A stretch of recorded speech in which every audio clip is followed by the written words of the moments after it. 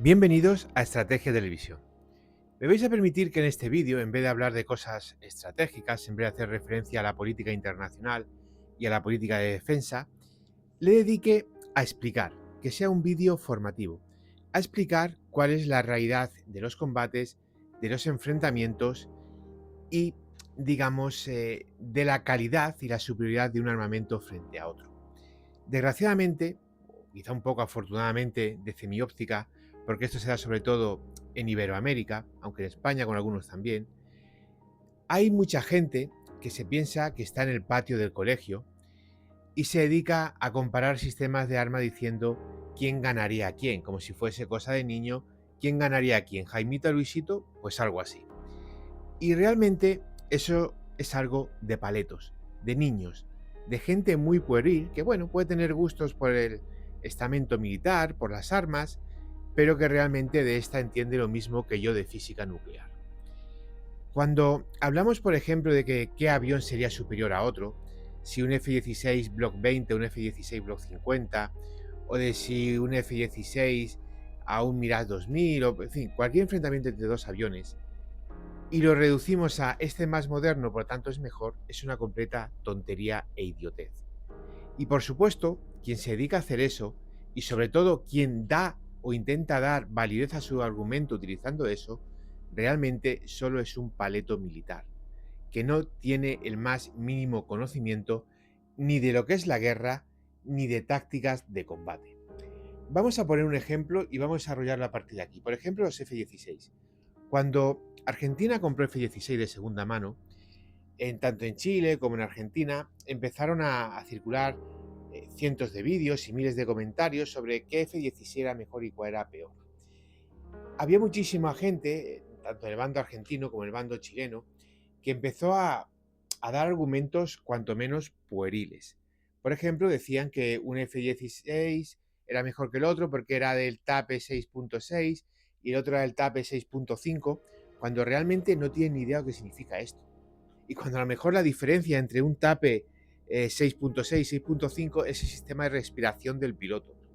Esa chorrada, esa tontería, realmente algunos se piensa que va a cambiar un combate o que hace que un avión sea mejor que otro. Cuando al fin de cuentas, tanto los aviones que tiene Chile, excepto 10 nuevos que compró, porque la otra inmensa mayoría son aviones de segunda mano, como los F-16 de Argentina, vienen todos exactamente del mismo programa militar que fue el que llevaron a cabo hace ya muchísimas décadas Noruega, Bélgica, Holanda y Dinamarca de adquirir los F-16 del Block 20, que además fue un programa específicamente para ello. Luego vino otro parecido para Portugal y demás, pero ese programa fue precisamente para estos 4 países. Y todos los aviones de estos países son prácticamente idénticos. En el fondo son prácticamente idénticos. Cuando hablamos de un enfrentamiento entre dos aviones y lo queremos reducir a un radar o lo queremos reducir a una determinada modernización, solo se demuestra que no se tiene el más mínimo conocimiento militar absolutamente de nada. Veréis, hay una frase, probablemente muchos habréis visto la película, la de Maverick, la segunda parte de Top Gun, que está Maverick con su F-14 y detrás tiene un avión de quinta generación, que es el Sukhoi 57 ruso. A menos esta vez no han hecho como en la primera parte y han pintado un F-5 de negro. Bien, pues le dice ahí el hijo de Gus a Maverick que no es el avión, que es el piloto. Claro. Señores, pues en parte esta situación es muy exagerada. Estamos hablando de un F-14 de los años 70 contra un avión de quinta generación, que aunque sea ruso, en teoría tendría que ser mejor. Pero independientemente de eso, no falta razón en qué es el piloto. Y os pongo un ejemplo. Un piloto con 80 horas de vuelo en un F-16 Block 50 frente a un piloto con 170 horas de vuelo, al año me refiero, en un Mirage 2000. ¿Quién tiene más posibilidad de ganar? Seguramente que el pardillo de turno dirá, no, el F-16 Block 50 porque es un Block 50. Aunque luego en el fondo no sepa ni qué es un Block 50, ni para qué sirve. Pero, como es un Block 50, pues vamos a decir, o un Block 52 Plus, pues vamos a decir que no, que va a ganar. Pues no, no tiene por qué ganar ni mucho menos. Porque ahí van a influir muchísimas cosas. En primer lugar, hoy en día, que ya no estamos en la Segunda Guerra Mundial, ni siquiera en la guerra de Corea o de Vietnam, Los enfrentamientos tipo dogfight, que traducido literalmente es pelea de perros, que es a lo que los enfrentamientos, el nombre que reciben, esos enfrentamientos en el aire de un avión contra otro, haciendo piruetas, maniobras y demás. Lo que mola ver en las películas. Eso es muy raro que se produzca.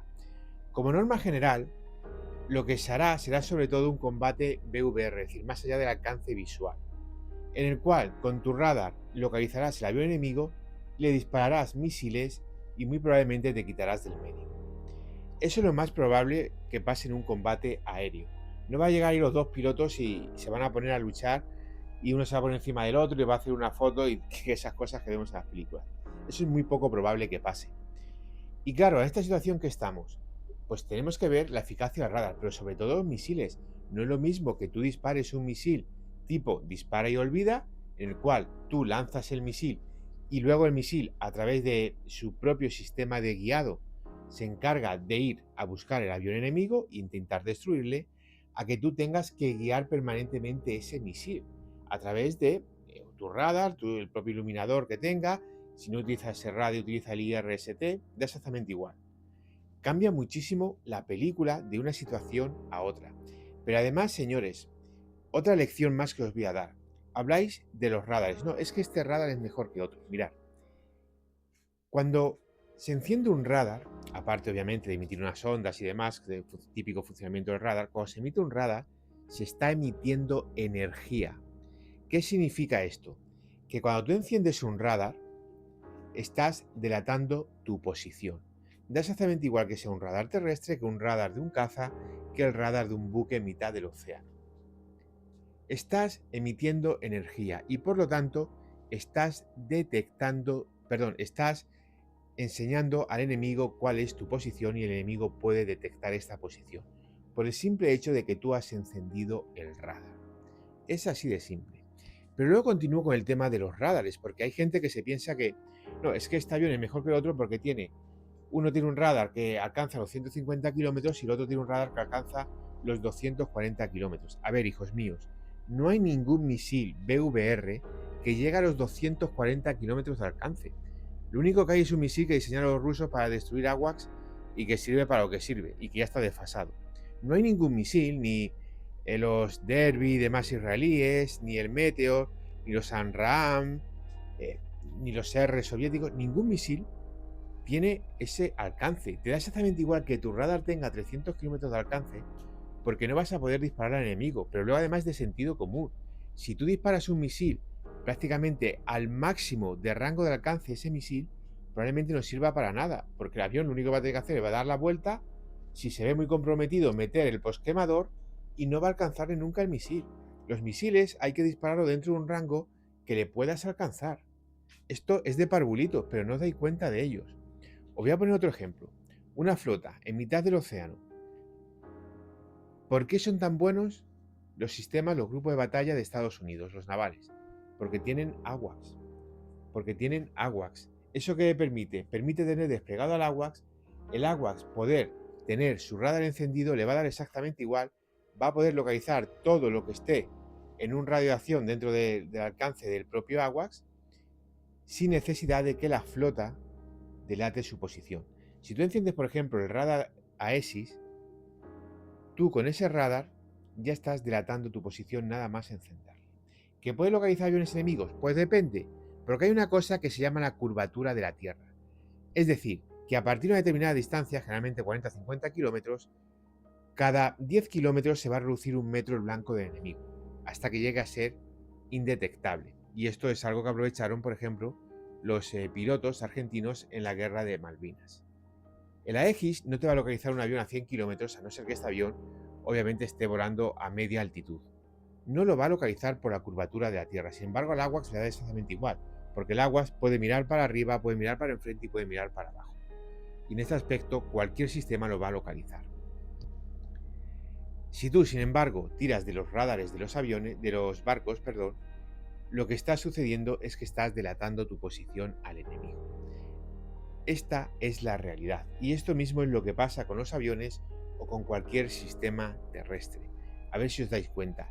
No es más importante un Block 20 que un Block 50, o un Block 70 que un Block 50, o es más importante el Rafale que Eurofighter. No, hay cientos y cientos de cosas que hacen muy importante o que pueden marcar la distancia en un combate aéreo y no las chorradas que tenéis alguno en la mente. Y ya mucho menos esta tontería del TAP 6.6, 6.5, 6.4, que no tenéis ni idea de cuál es la diferencia entre uno y otro, pero que lo habéis escuchado, lo oído de alguna parte y os pensáis que sabéis algo.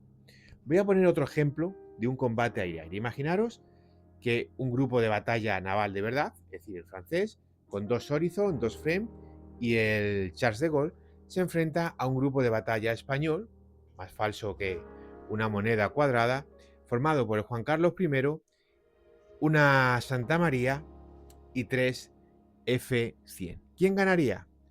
Pues mire, no seamos tontos. Vamos a decir cuál es la realidad. Si por ejemplo un Harrier se enfrenta a un Rafale a 9000 pies, por ejemplo, pues es muy probable que haya que mandarle una corona de flores a la madre del piloto del Harrier. Pero si ese combate se realiza a 1800 pies, lo mismo, el envío debe ser internacional y las flores van camino de París. Todo esto, aunque parezca una tontería, influye muchísimo. No es lo mismo para un caza pesado combatir a 10.000 pies que combatir a 2.000 pies.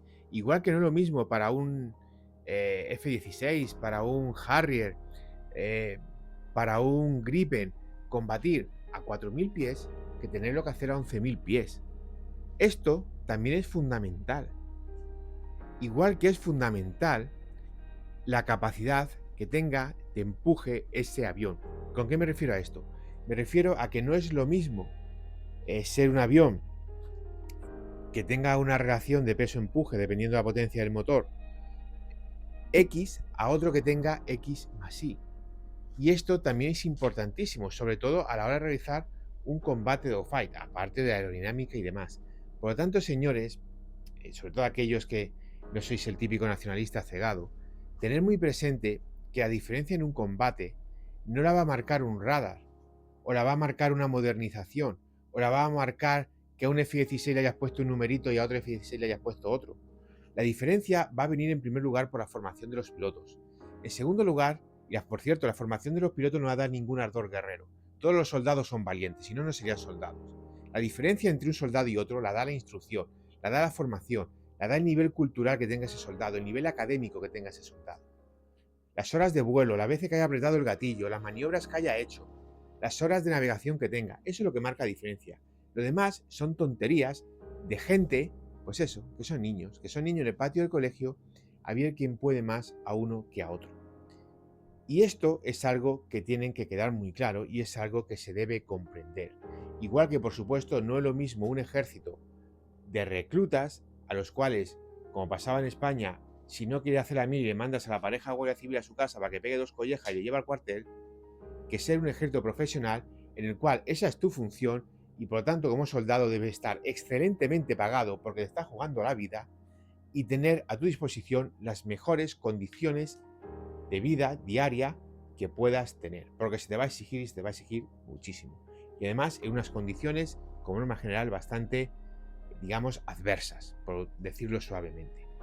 Es importante y espero que con este audio vídeo os haya quedado, sobre todo a los españoles, bueno, en este aspecto, gracias a Dios, o por lo menos para mi ego, estáis mucho mejor y eso que me puedo llevar a la boca. Pero sobre todo en Iberoamérica, que os quede claro que un F-16 Block 50 no va a ser mejor que un Mirage 2000 porque sea un Block 50. Va a depender de muchísimos factores y que es mucho más importante, por ejemplo, tener un AWACS a tener un F-16 Block 50 o Block 20, por poner un ejemplo, por poner simplemente un ejemplo. O que va a ser mucho más importante las horas de vuelo que tenga ese piloto que no el radar que pueda tener el propio avión.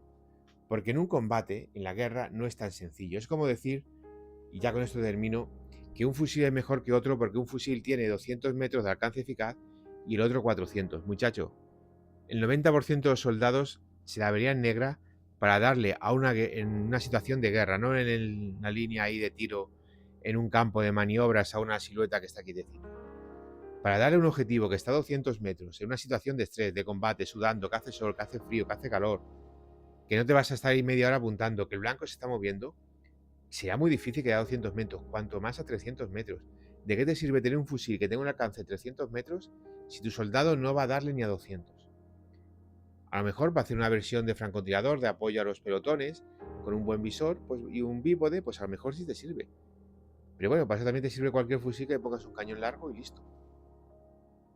Un combate entre dos fusiles va a ir mucho más allá de que un fusil sea mejor que otro. Y realmente lo único importante de los fusiles es que no se te encasquille. Lo demás va a ser mira óptica y por supuesto la instrucción que tengas infante y ninguna otra idiotez. Porque la guerra no es el patio del colegio. No es Jaimito contra Luisito. No, señores. La guerra es mucho más compleja y hay infinitamente más factores que influyen que una modernización o que un determinado numerito que se le pueda poner a un sistema de arma, sea este el que sea. Gracias por ver el vídeo, es un honor informaros de la realidad. No dudéis en dejarme vuestras opiniones y nos vemos en el siguiente análisis estratégico.